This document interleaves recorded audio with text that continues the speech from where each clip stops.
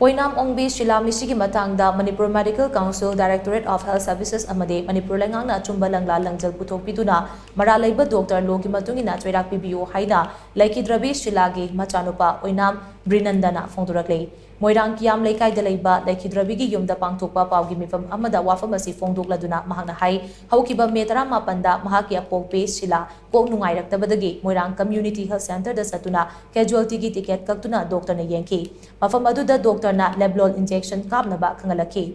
matam aduda hida kapnaba shell yauroktabadagi yumda halaklaga mahaki apokpe Shila chak thonglamki tungda numidang pung 4 taramdaida hida kapa amuk chatki CIC Moirangi campus ta leiba pharmacy dagi leblol injection adu leiduna nurse amada sinaduna check tawhalaba matung hidak adu kapki hidak adu kapsilaba matung mahaki apokpe sorkonba ngamlaktre hairamlaga wakal takidabane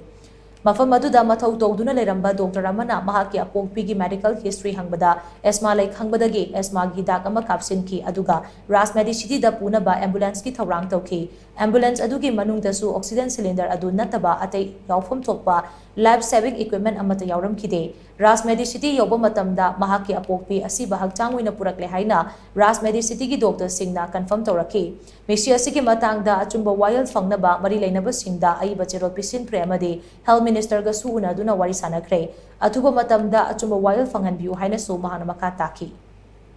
kanamda corporate bulak tawraki government side ni ko Lubu, kuana tangda medical director di mari tanun mamin detail khangam tungda campaign de thar ni aji MMC de campaign bisin jakre atu plus aji medical minister for professional na jarure mama sana na mangon de campaign ni copy piro na bisin jarure raina aji mari le na politician na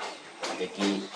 MMC na mangon de lokate ya action justice ama pame akoin appeal tawjaning badi Manipur Medical Council amasung Health Department da aina appeal tawjaning badi masi ki matang da proper investigation tawbiraga miyam da achumba du justice tu athubu matam da pibiyu